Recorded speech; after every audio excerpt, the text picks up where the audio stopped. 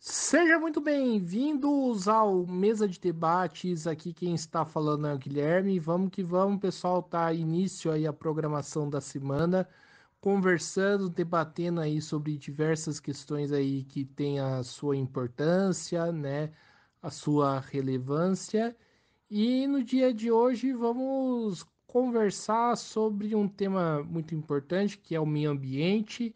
Falar aqui com a Silene, ela que é educadora ambiental, né? E tem aí vários projetos ligados à área. Então, sem muita demora, sem muita enrolação, peço aí que a Silene faça sua apresentação inicial. Olá, Guilherme. Olá, ouvintes. É um prazer estar aqui. Bom, você já disse quem eu sou, Guilherme. Eu sou educadora.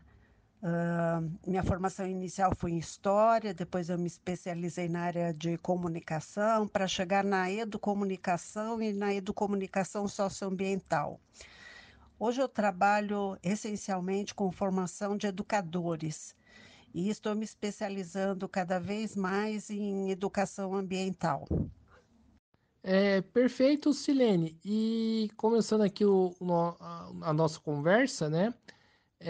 Qual que é a importância, né, de termos educadores ambientais, né, de discutir esse tema, né? Qual que é a importância disso? Bom, eu acho que não causa mais estranhamento nós dizemos que nos últimos anos, talvez dois últimos séculos mais precisamente, a humanidade tomou um rumo na sua história, eu diria, bastante equivocado. O distanciamento que nós tomamos da natureza, pelo menos boa parte da humanidade, tem se revelado como algo não muito promissor para a nossa espécie e para as demais também. Nós assumimos uma posição muito arrogante frente às outras formas de vida, frente ao próprio planeta, e isso trouxe consequências desastrosas. E quando nós falamos na atualidade educação ambiental, nós estamos falando de reaprendizado. Faz-se urgente nós recuperarmos determinados conhecimentos, determinadas atitudes e também melhorarmos a nossa forma de enxergar as outras formas de vida e também o papel que essas outras formas de vida desempenham no planeta, não menos importante do que a nossa, talvez a nossa seja a nossa presença nesse planeta seja a mais problemática, enquanto as outras vivem de forma muito mais harmoniosa. Então, nós precisamos voltar, né, a pensar sobre isso e a entender como é a dinâmica desse planeta, como os seres vivos se relacionam entre si, dependem uns dos outros e podem viver em equilíbrio, algo que a nossa espécie não soube aproveitar, né? Eu tenho um pouco de cuidado ao falar da nossa espécie, porque, na verdade, dentro da nossa espécie, nós encontramos grupos humanos bastante conscientes e bastante conectados com a dinâmica natural dos seres vivos, como os nossos ancestrais indígenas, mas o modelo de organização social que se tornou hegemônico no mundo, com o fenômeno da globalização e dentro de parâmetros capitalistas, desconectou boa parte da humanidade do sentido da vida nesse planeta. E nós desaprendemos o que é viver. Então, a educação ambiental, ela é uma forma de nós repensarmos a nossa estadia aqui nesse planeta, recuperando conhecimentos e saberes, inclusive, ancestrais.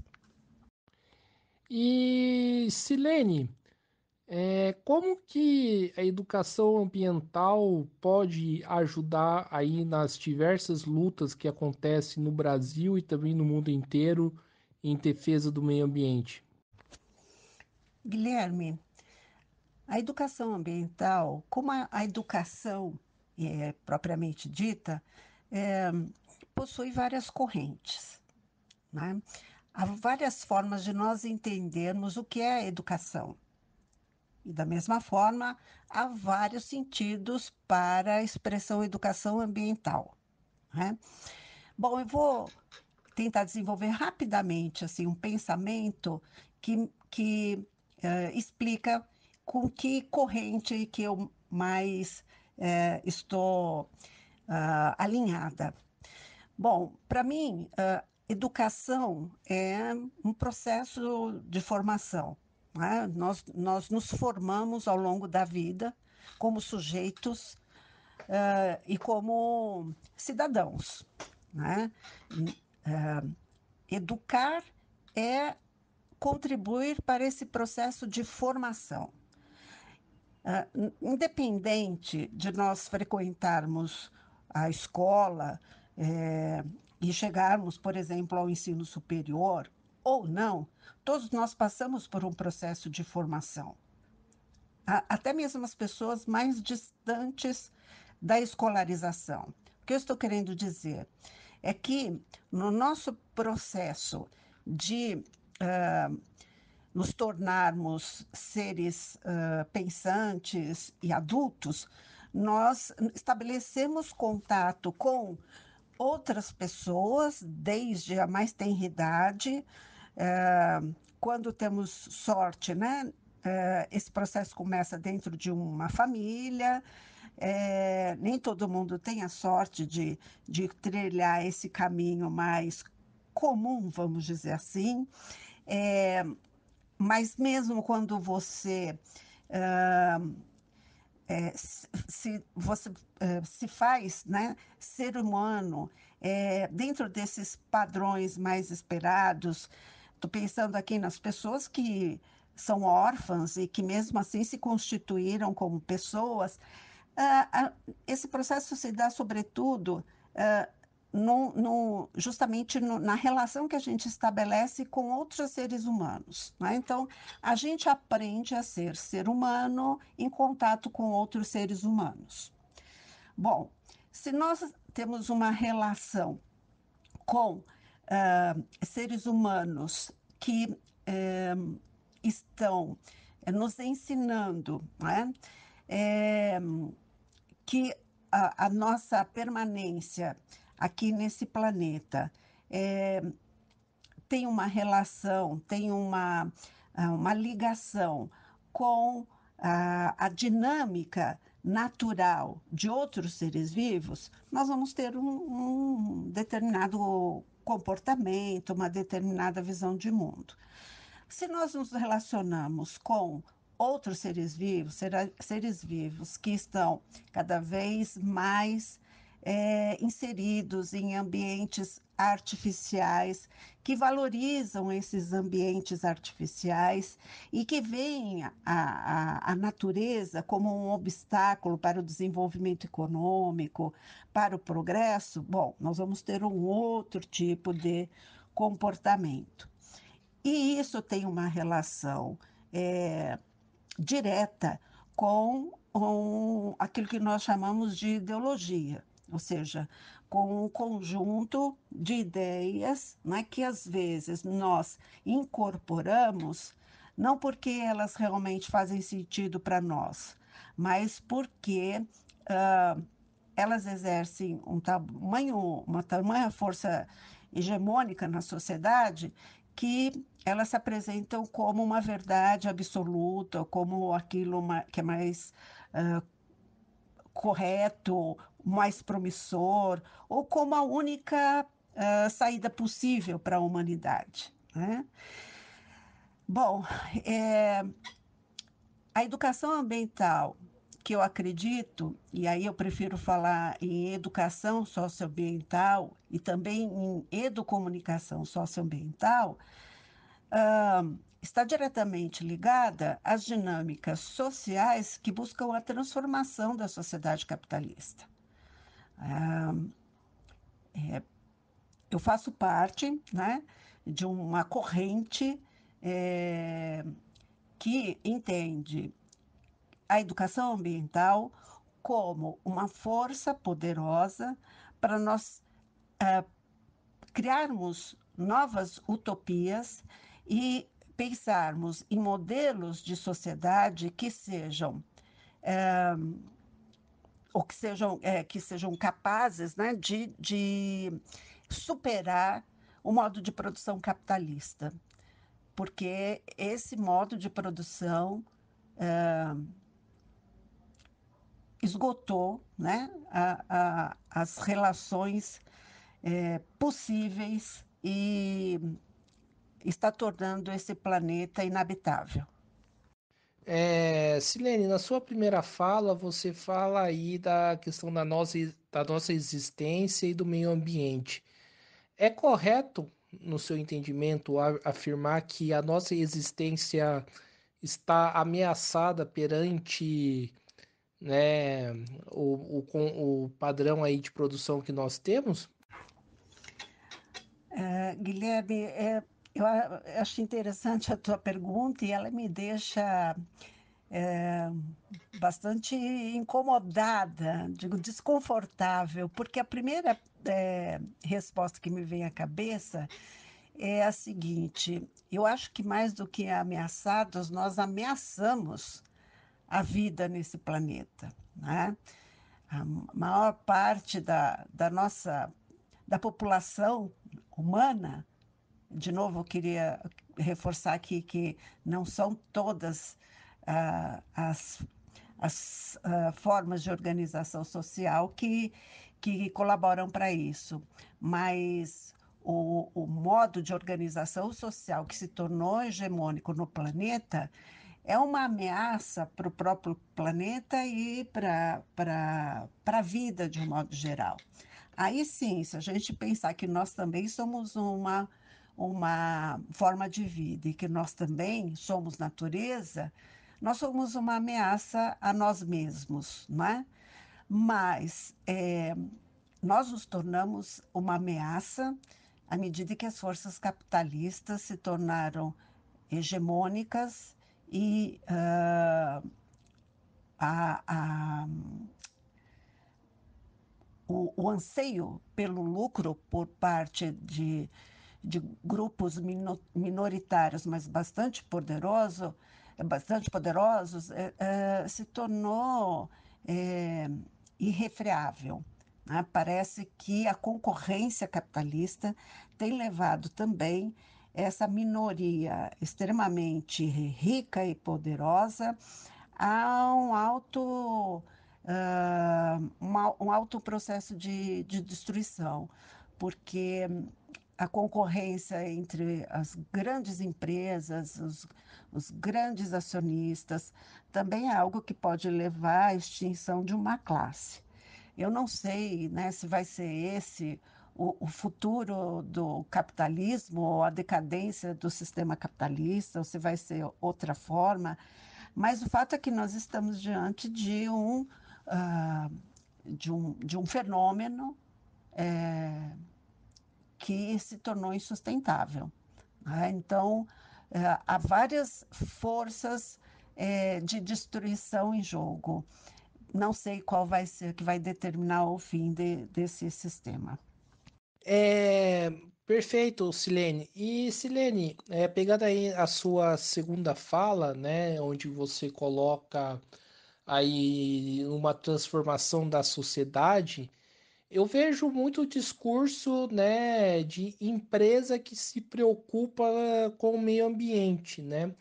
Mas só que para se preocupar com o meio ambiente de fato, precisa mudar né, radicalmente o modo de produção, né? Que no caso seria o modo de produção capitalista. Como que você vê esse discurso de empresa, né, que tem preocupação ambiental? Eu acho que existem duas formas das empresas se colocarem diante desse problema. Uma forma, eu acho que a gente não pode desconsiderar, pode ser, inclusive, uma forma honesta. Se uma empresa, né, durante muito tempo se estruturou dentro de um modelo que não previa essas consequências que nós estamos vendo hoje de forma mais clara, é compreensível que essa empresa leve um tempo para se adaptar e para mudar o seu ritmo e a sua forma de produção e também repensar a forma de relação com os seus funcionários para nós avançarmos na direção de uma sociedade mais justa e de um planeta que seja habitável para todos nós. Leva um tempo. Agora, existem empresas, né, que usam de um discurso, e não mais do que isso, de uma narrativa, e às vezes até investem alguma parte dos seus rendimentos em projetos para criar uma cortina de fumaça, uma imagem diante da pressão da sociedade de que ela tem um compromisso com, por exemplo, a Agenda 2030. Nós aqui em São José estamos envolvidos com o movimento ODS. É, Nós acreditamos, né, que a sociedade deve e pode contribuir para que esses objetivos sejam mais e mais atingidos. Nós acreditamos também que nossa pressão pode modificar o funcionamento das empresas, até a visão de mundo dos nossos empresários, mas nem sempre isso ocorre de maneira honesta, né? E basta ser um pouco mais informado para a gente, para entender, né? Quando uma empresa realmente está tentando se readequar e quando ela só está criando uma máscara. É, mas eu acho que esse tipo de atitude tem vida curta, porque nós precisamos de mudanças radicais e emergentes. Então, esse tipo de tentativa, né, de ludibriar a sociedade e mascarar uma realidade, é, no meu entendimento e a partir da minha experiência, tem cada vez mais vida curta. Silene, você falou aí de educação e você falou de formação, né? Que é algo que ultrapassa, por exemplo, as escolas, né? Mas falando aí de educação do ponto de vista das escolas, seja pública ou privada, né? Como que você avalia aí o tratamento, né, da educação em relação à questão do meio ambiente? Educação pública, principalmente, trata essa questão da maneira que tem que ser tratada? Então, essa é mais uma pergunta delicada, né? É, eu acho que a questão ambiental está presente nas escolas e existe, por parte de muitos educadores, muita preocupação e muita boa vontade. Também já não é mais novidade para ninguém de que a escola ela tem um potencial grande de modificar o comportamento, as atitudes das crianças, mas não só, né? As crianças elas têm uma força de transformação da própria do próprio contexto familiar no qual elas estão inseridas. Então, entre as pessoas, as famílias mais vulneráveis, muitas vezes é a atitude, a fala que a criança traz da escola que ajuda a modificar o comportamento, as atitudes e traz um pouco de consciência, de conhecimento para uma determinada família. Esse trabalho, esse movimento miudinho, ele acontece o tempo todo. E acontece também com relação à educação ambiental, eu não tenho dúvida. Mas, por outro lado, nós estamos falando de escolas, quando pensamos sobretudo na escola pública, né, que foram construídas, inclusive, que funcionam dentro de construções, de arquiteturas que não foram, no momento em que elas surgiram, nem um pouco planejadas no sentido de transformar essas comunidades escolares em comunidades sustentáveis, né? Então, assim, o território, a arquitetura no qual essas crianças e esses educadores estão inseridos já constitui por si só um obstáculo para a sustentabilidade. Estou falando de caixas de concreto pouco iluminadas, com muitas vezes, né, com todo um piso impermeabilizado, seja dentro das salas ou fora. Às vezes não foi pensado nenhum pedaço, né, de chão, de terra, para que essas crianças tivessem contato.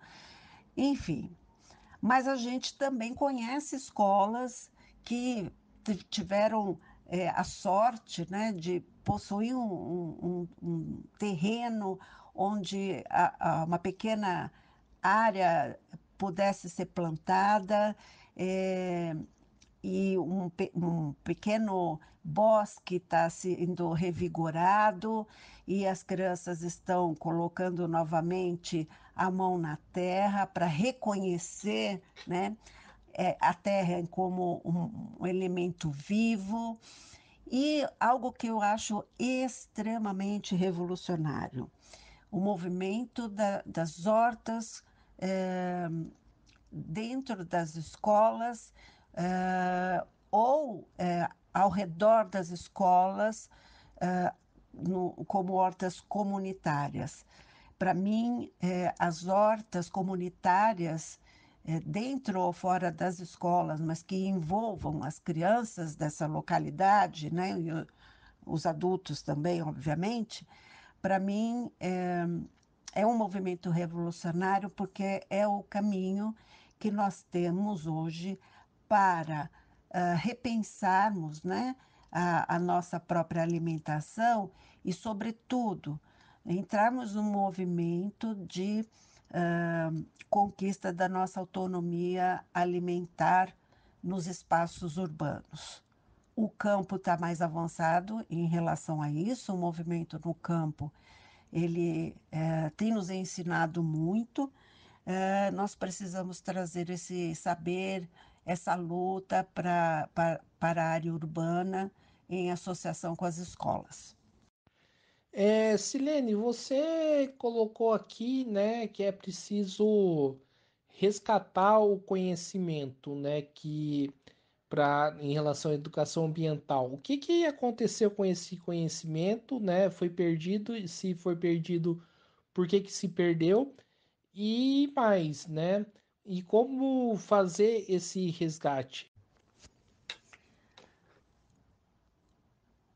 O modelo de desenvolvimento econômico que se fez predominante no mundo e no Brasil é um modelo de desenvolvimento que nos colocou contra a natureza, né? A natureza, tal como ela se apresenta para nós, sem a nossa intervenção, passou a ser vista como um obstáculo àquilo que nós chamamos de progresso, né? Por quê? Porque o progresso, o conceito de progresso, ele veio no bojo do desenvolvimento do sistema capitalista industrial e também financeiro.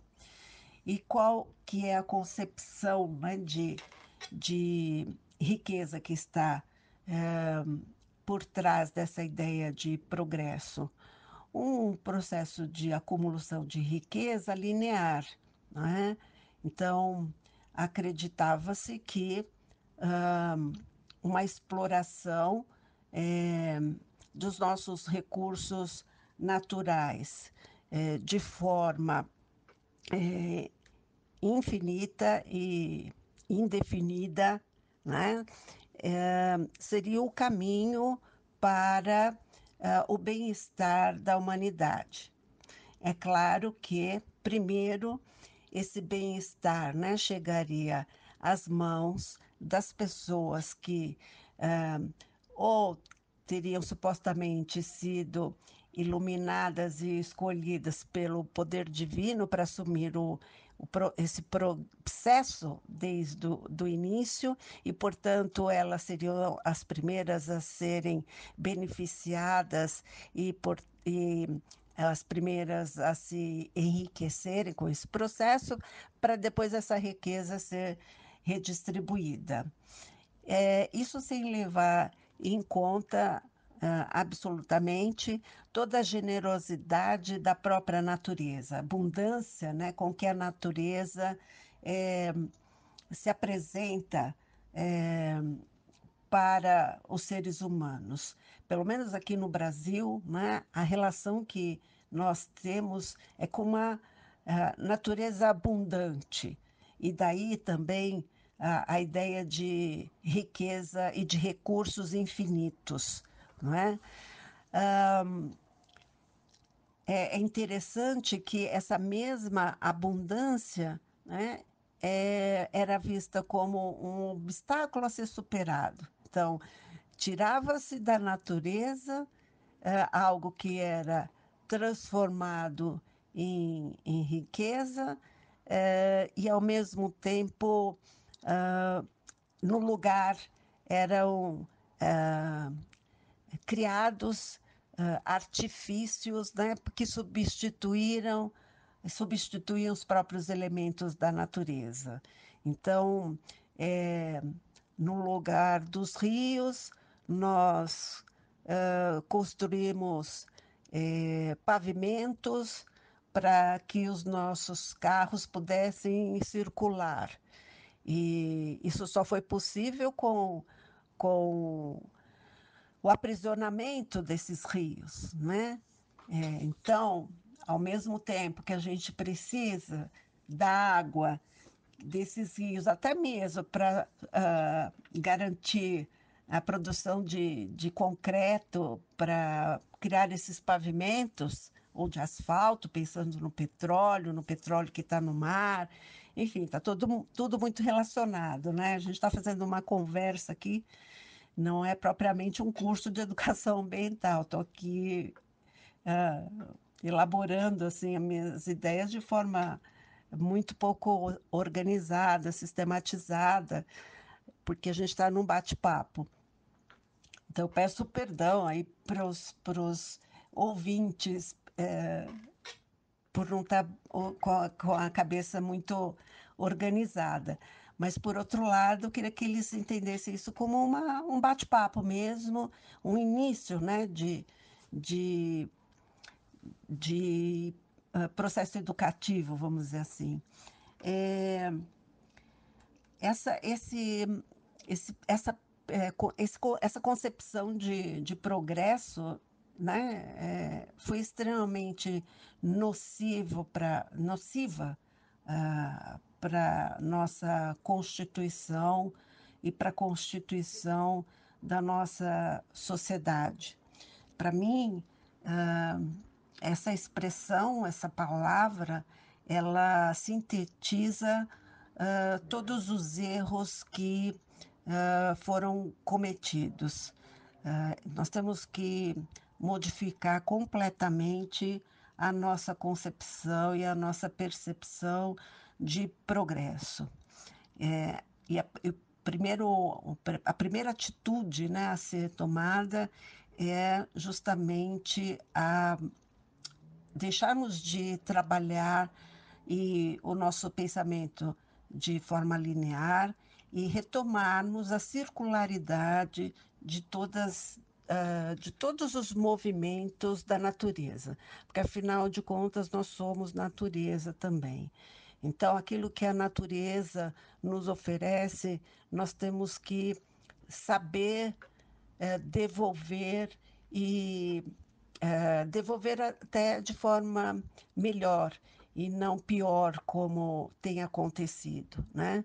A gente tem transformado riquezas naturais em artifícios, em matéria morta, artificial, como, por exemplo, o plástico, e devolvido isso para a natureza de maneira que nós eliminamos toda a vida e a beleza e a própria generosidade que essa natureza até hoje, com que essa natureza até hoje nos tratou. Então, vamos aí para a última pergunta, Silene. Nós sabemos que vivemos numa crise ambiental onde a temperatura está aumentando horrores, né? E também, né, tivemos uma pandemia que está ligada aí com a crise ambiental. Agora o problema, né, é a dengue. Será que tem que precisar acontecer desastre para a população perceber que é preciso cuidar do meio ambiente? Eu acho que a humanidade lida com desastres há muito tempo, né? Eu acho que o fato de nós estarmos cada vez mais conscientes de que nós não apenas estamos correndo o risco de vivermos de forma mais intensa e também em número mais elevado, com eventos extremos e violentos, né? Mas eu tenho a percepção de que as pessoas estão cada vez mais temerosas de que realmente nós estejamos perto de um final apocalíptico para o planeta, né? E essa ideia não é uma ideia confortável para ninguém. Seria muito bom que as pessoas retomassem, né, algumas velhas, ou quem sabe construíssem novas utopias, porque eu estou convencida de que o medo, a insegurança são sentimentos que nos imobilizam, né? Que nos deprimem, que nos tiram um pouco a força de viver e de lutar também por um mundo melhor, né? Eu prefiro não jogar tanta luz sobre, né? Jogar luz sobre as catástrofes que estão é, na iminência de acontecer, algumas já se mostraram presentes, né? Mas eu prefiro pensar na nossa capacidade de regeneração e de transformação. Eu acho que nós já temos lições suficientes para assumirmos uma postura diferente diante da vida. Acho que nós já temos também elementos suficientes para nos convencermos de que o sistema capitalista é um sistema insustentável, que nós precisamos de criatividade para pensarmos em outras formas de organização social. E já que nós estamos caminhando para o final da entrevista, Guilherme, eu queria dizer que eu estou com inscrições abertas para um curso que será oferecido de forma online, gratuita. Peço licença para eu divulgar esse curso aqui, porque, afinal de contas, é um curso que foi contemplado por um edital da Lei Paulo Gustavo, por isso, inclusive, que eu tenho a chance de oferecê-lo gratuitamente. É um curso que eu já ofereço em São Paulo pela Secretaria do Verde, e que agora eu gostaria de trazer para o Vale do Paraíba. Então, nesse curso, eu discuto, né, a relação possível entre a educação ambiental e a cultura cinematográfica.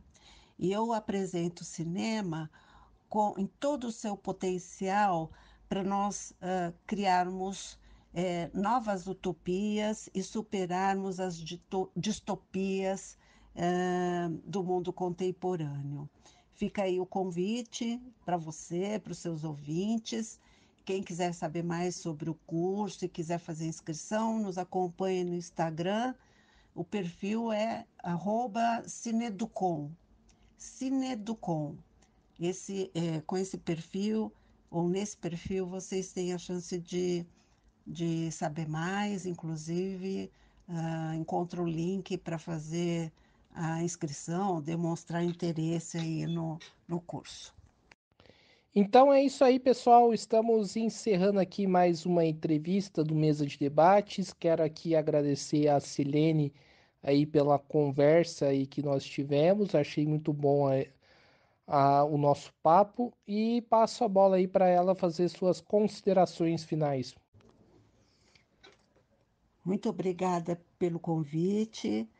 Eu acho importante a gente promover esse tipo de conversa, de bate-papo, e sabendo que algumas pessoas estão nos ouvindo e que poderão também participar de alguma forma dessa reflexão, estender a reflexão para outros espaços, não é? Acho que é o nosso papel, é a nossa forma de luta. Então, eu agradeço a oportunidade, porque me faz acreditar que eu estou num movimento de transformação e espero ter contribuído, né, de alguma forma também para o seu programa, para a revitalização das relações e espero encontrar com vocês em outras oportunidades. Então é isso aí, pessoal. Então, mais uma vez agradecendo a Silene, também agradecendo a você que estiver nos acompanhando e mais uma vez eu peço aqui, se inscrevam no canal podcast Mesa de Debates de Tudo Um Pouco, curta, compartilhe e comente o nosso trabalho. Siga a gente nas redes sociais, estamos aí no Facebook, TikTok e Instagram. E quem puder contribua aqui, né? Faça uma contribuição financeira aí com o Mesa de Debates. Então é isso aí, pessoal. Muito obrigado e até a próxima